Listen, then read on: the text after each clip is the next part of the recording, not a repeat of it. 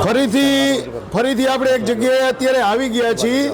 સદભાવના વૃદ્ધાશ્રમનો જે એક કાર્યક્રમ છે અને ખાસ કરીને આ જે ડૉક્ટરોની ટીમને પણ ધન્યવાદ છે અને જે આ લોકો કાયમી ધોરણે સેવા કરે છે અને એની સેવા માટેના જે પ્રેરણા સ્ત્રોત છે એ શ્રીમદ રાજચંદ્ર જે ટ્રસ્ટ જે છે અને ખાસ કરીને એમણે રાજકોટની અંદર એક એવું એમણે બીડું ઝડપ્યું છે કે જ્યારે લોહી કોઈને ઘટે એટલે કે થેલેસેમિયાના બાળકોને તો રાજકોટમાં રોજ લોહી જોતું હોય, નાના તાલુકાના અને ગામડાના બાળકો હોય અને એવી લોહીની જ્યારે તાતી જરૂરિયાત હોય, જો લોહી છે ને એ રૂપિયાથી ફેક્ટરીમાં બનતું નથી, એવા સમયે લોહીની જ્યારે તાતી જરૂરિયાત હોય ત્યારે એ હર જગ્યાએ પહોંચી જાય અને જ્યાં મોટો કાર્યક્રમ હોય ત્યાં પહોંચી જવાનું, પહોંચી જઈને પછી ત્યાં લોહી બધાનું લઈ લેવાનું અને લઈ અને પછી એવી સંસ્થાને આપવાનું કે જે સંસ્થા કોઈ પણ જાતના સ્વાર્થ વગર દર્દીઓને લોહી પ્રદાન કરતી હોય, એટલે કે કોઈ પણ પ્રકારનો આમાં છૂપો બિઝનેસ પણ ના હોય એવી જેમની પ્રકૃતિ રહેલી છે. એવા વિનયભાઈ જસાણી સાથે હું જોડાઈ ગયો છું. તો વિનયભાઈ જસાણી, આપ અત્યારે સદભાવના વૃદ્ધાશ્રમની અંદર જે આજે 108 કરોડના જે દાતા જે છે એ લંડનથી યુકેથી પધારેલા છે નાગરેચા પરિવાર, અને ખાસ કરીને આજે એમની હાજરીમાં એક આ ભવ્ય કાર્યક્રમનું આયોજન થયું છે અને જ્યારે તમે બ્લડ ડોનેશન કેમ્પનું આયોજન કર્યું છે તો પહેલાં તો અમારી ચેનલ બિગ મોદી ટીવી તમને ધન્યવાદ આપે છે.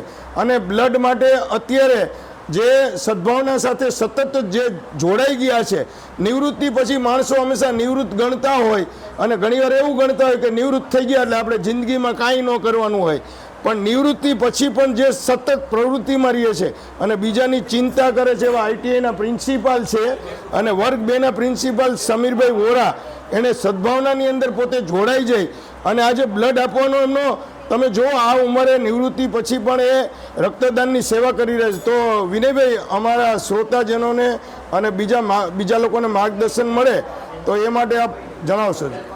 પ્રથમ તો ખાસ જે અતુલભાઈ અઢિયા જે સેવા આપે છે, છેવાડાના રક્તદાતાઓને પ્રોત્સાહિત કરે છે, માર્ગદર્શન આપે છે, એમને હું ખરેખર ધન્યવાદ આપું છું. મિત્રો, આપ સર્વે જાણો છો, સૌરાષ્ટ્રમાં મેડિકલ ક્ષેત્રે રાજકોટ હબ બની ગયું છે. રાજકોટ સિવિલમાં અત્યારે 500 થેલેસેમિયાના બાળકો છે જેમને દર 10થી 15 દિવસે બ્લડ આપવું પડે છે. કેન્સર, કિડની, એક્સિડન્ટ, પ્રસૂતિઓ જે ઘણા દર્દીઓ સિવિલમાં આવે છે. આપ સર્વે જાણો છો કે સિવિલમાં કોણ આવે છે? શારીરિક, માનસિક, આર્થિક જેમનું કોઈ નથી એવા દર્દીઓ આવે છે જેમને વિનામૂલ્યે બ્લડ મળી રહે છે. તો મિત્રો, તમામ રક્તદાતાઓ આગળ આવે. અત્યારે ઉનાળો આવી રહ્યો છે, વેકેશનનો માહોલ છે, ગરમી ધીમે ધીમે પારો તાપમાન ઉપર ચડે છે, લોકો રક્તદાન ઓછું કરે છે, તો યુવાન મિત્રો આગળ આવે અને સિવિલમાં જે અત્યારે બ્લડની અછત હોય છે એ પૂરી કરે.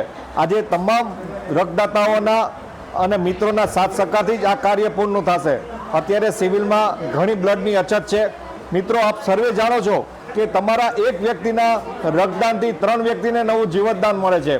મિત્રો, કોઈ 2 લાખ, 5 લાખ, 10 લાખ કે 5 કરોડ રૂપિયા, હમણાં જ તમે સાંભળ્યું કે લંડનથી અત્યારે અહીંયા એક ખાસ કરીને આ ડોક્ટરોની ટીમ જે છે અને એ લોકોને પણ વારંવાર અમારે ધન્યવાદ આપવા પડે છે કે બ્લડ દાતાઓની આ લાઈન પણ લાગેલી છે. અને ખાસ કરીને મેં જ્યારે તમને વાત કરી એ જ વાતનું પુનરાવર્તન થઈ રહ્યું છે કે બ્લડ કોઈ ફેક્ટરીમાં બનાવી શકાતું નથી. બ્લડ જે છે એ ફેક્ટરીમાં બનતું નથી. બ્લડ જે છે કોઈ વ્યક્તિ બીજાને આપે અને એ સમયે એનો લાભ થાય. અત્યારે સહકારી મંડળીના રાજકોટના જે છે તેજસ કિંદર ખેડિયા એ વારંવાર સદભાવનામાં એમણે અનેક વૃક્ષારોપણમાં પોતાનો સહયોગ આપ્યો હતો અને બ્લડ ડોનેશનના કેમ્પનું પણ તેઓ આયોજન કરે છે. પણ એવા અમારા પ્રેરણા સ્ત્રોત પણ છે. તેજસભાઈ કિંદર ખેડિયા, બ્લડ બાબતે જણાવશો. આ બ્લડ આપણે વિનયભાઈ કીધું એમ કે બ્લડ તો કંઈ આપણે બનતું નથી, ગમે એટલા રૂપિયા આપો તો એ બનતું નથી. એટલે બ્લડ ડોનેટ કરીને જ આપણે જરૂરિયાતમંદોને આપવાનું હોય છે. એટલે બધા લોકો બ્લડ ડોનેટ કરો એવી અમારી વિનંતી. જી, ધન્યવાદ તેજસભાઈ. આપણે અત્યારે રક્તદાતાને આમ તો બ્લડ લેતી વખતે વાત ના કરાય, પણ અમને ખબર છે કે એ એટલા મજબૂત છે. તો સમીરભાઈ, બ્લડ દેવાથી ક્યારેય તમને નબળાઈનો અનુભવ થયો છે? ત્યારે કોઈ પણ પ્રકારની નબળાઈ લાગતી નથી. રક્તદાન કરવું જોઈએ, અવશ્ય કરવું જોઈએ. દર 3 મહિને કરવું જોઈએ અને 3 મહિને ન કરી શકો તો આવા કેમ્પનો લાભ લઈ અને વારંવાર કરવો જોઈએ. આભાર. સમીરભાઈનો દીકરો જે છે જર્મની છે ને ખૂબ સુખી પરિવાર છે અને નાગર પરિવારમાંથી આવે છે ને નિવૃત્તિ પછી જ્યારે એ આવું કામ કરે છે એની પ્રેરણા પણ દરેક લોકોએ લેવી જોઈએ. તો અત્યારે બીજા જે રક્તદાતા છે અને સદભાવનાની અંદર આવ્યા છે, જી પ્રભુ, તમે રક્તદાન કેટલામી વાર કરો છો? અચ્છા, અને તમને ક્યારે એવો અનુભવ થયો કે તમને કઈ તકલીફ પડી રક્ત આપ્યા પછી? શું નામ છે આપનું? માથું ઊંચું કરજો. જી ડોબરિયાભાઈ, તમને પણ ધન્યવાદ છે, કારણ કે અહીંયા તો ફરીથી ડોબરિયાનો વર્ક થઈ ગયો. વિજયભાઈ ડોબરિયાના સંચાલક છે અને આ પણ ડોબરિયા પરિવાર છે. તો તમે જુઓ કે વૃદ્ધોની સેવા હોય અને ખાસ કરીને દર્દીઓને લોહીની જરૂર પડતી હોય એ સમયે આ ડોબરિયા પરિવાર અગ્રણી રહ્યા છે. અને ખાસ કરીને આપણે અત્યારે જે આ ડૉક્ટરોની ટીમ છે એમને આપણે પૂછીએ કે બ્લડ બાબતે જે અમને કંઈક માર્ગદર્શન આપશો કે બ્લડ દેનારે શું કાળજી લેવી જોઈએ. જી મેડમ, કંઈ અમને તમે જણાવશો બ્લડ બાબતે પહેલાં કયા પ્રાવધાન લેવા જોઈએ અથવા તો શું સાવચેતી હોવી જોઈએ? બ્લડ ડોનેશન કરતાં પહેલાં આપણે કંઈક નાસ્તો અંદર જમીને આવવું જોઈએ અને 10 થી 15 મિનિટ પછી બ્લડ ડોનેશન કરી શકાય. અમે અત્યારે જે બ્લડ ડોનેશન લઈએ છીએ એ સિરિયસમાં ગરીબ દર્દીઓને અને થેલેસેમિયાગ્રસ્ત બાળકોને પૂરું પાડીએ છીએ. કોણ બ્લડ આપી શકે બેન? બ્લડ ડોનેશન પહેલાં કર્યું એના 3 મહિના પછી આઈડિયલી કરવું જોઈએ.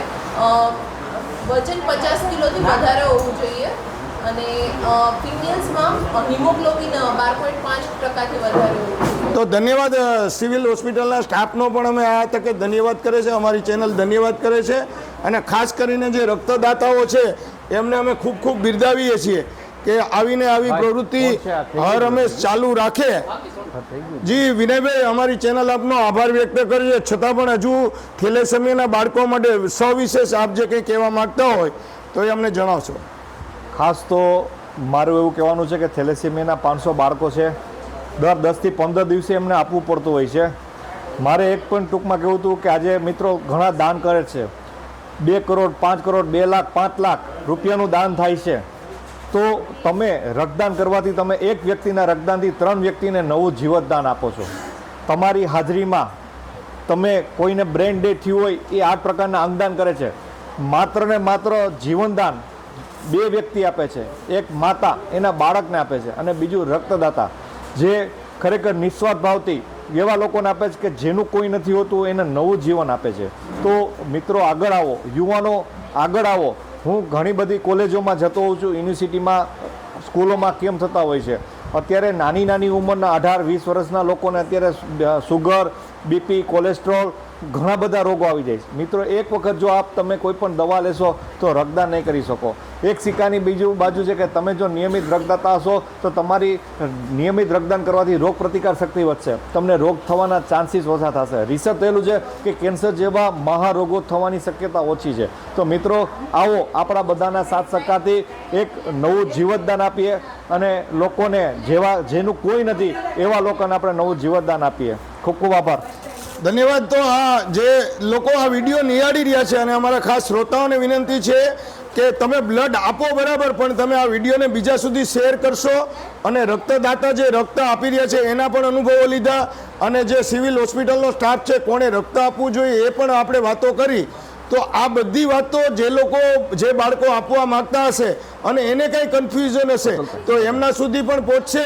અને ખાસ કરીને જે થેલેસેમિયાના આપણા દર્દીઓની ટીમ છે મારી યારે કાયમી જોડાયેલી છે, એ લોકો પણ આ વિડીયોને વધુ શેર કરશે. ફરીથી આપણે વિનયભાઈ પર પહોંચી જઈએ છીએ. વિનયભાઈ જસાણી ફરીથી આપને કંઈક વાત કરશે. મિત્રો, આપણા શરીરમાં 6000 ml રક્ત હોય છે, એની આસપાસ હોય છે. તેમાંથી માત્ર 350 થી 450 ml જ રક્તદાન કરવાનું હોય છે. જે તમે રક્ત આપો છો તે માત્ર એનો જથ્થો છે એ માત્ર 24 થી 48 કલાકમાં ફરી પાછો બની જતો હોય છે. જે નવા સેલ આવે છે એ કુદરતી પતલા આવે છે, જે પગથી માંડી મગજ સુધી સર્ક્યુલર કરે છે. સર્વપ્રથમ આપણે સ્ફૂર્તિ અનુભવી છે. એકચ્યુઅલમાં લોહીનો ગુણધર્મ જાડો થવાનો છે, કોલેસ્ટ્રોલ મેન્ટેન કરે છે, બીપી મેન્ટેન કરે છે, આયર્ન તત્વ, લોહ તત્વ મેન્ટેન કરે છે. આપણે ઘણી વખત સાંભળી છે કે નળી બ્લોક થઈ ગઈ છે. તો મિત્રો, જો નળી બ્લોક થવાનું કારણ શું છે કે આપણો લોહીનો ગુણધર્મ જાડો થવાનો છે. લોહીનું કાર્ય શું છે? લોહીનું કાર્ય આપણી જે નળીઓ છે એમાં વહન કરવાનું છે. શુદ્ધ ઓક્સિજન આપવાનું છે, શક્તિ ઉર્જા આપવાનું છે. આપણે ઘણી વખત સાંભળ્યું છે કે 62 વર્ષના વ્યક્તિ પછી સેલ નવા નથી બનતા, એટલે ઉપરથી પ્રોટીન વિટામિનની આપણે ટેબ્લેટ આપતા હોય છે. હું અત્યારે જે સમીરભાઈ છે એને પણ ધન્યવાદ છે કે 60 વર્ષની ઉંમરે કોઈ પણ પ્રકારની દવા નથી લેતા અને ઉત્સાહથી ખૂબ જ ઉત્સાહથી આવીને રક્તદાન કરવા આવ્યા કે ના મારે કોક માટે, આપણા માટે તો ભગવાને મિત્રો ઘણું કર્યું છે, 2 આંખ 2 હાથ 2 પગ બધું આપ્યું છે, આપણને શું નથી આપ્યું, મારે કોક માટે કરવું છે. આપણા માટે, આપણા પરિવાર માટે તો આપણે મિત્રો ઘણું કરીએ છીએ, આપણે એવા લોકોની કરવું છે, એવી કરુણા છે કે જેનું કોઈ નથી. તો મિત્રો યુવાનો આગળ આવે. અત્યારે ખૂબ જ બ્લડની અછત છે.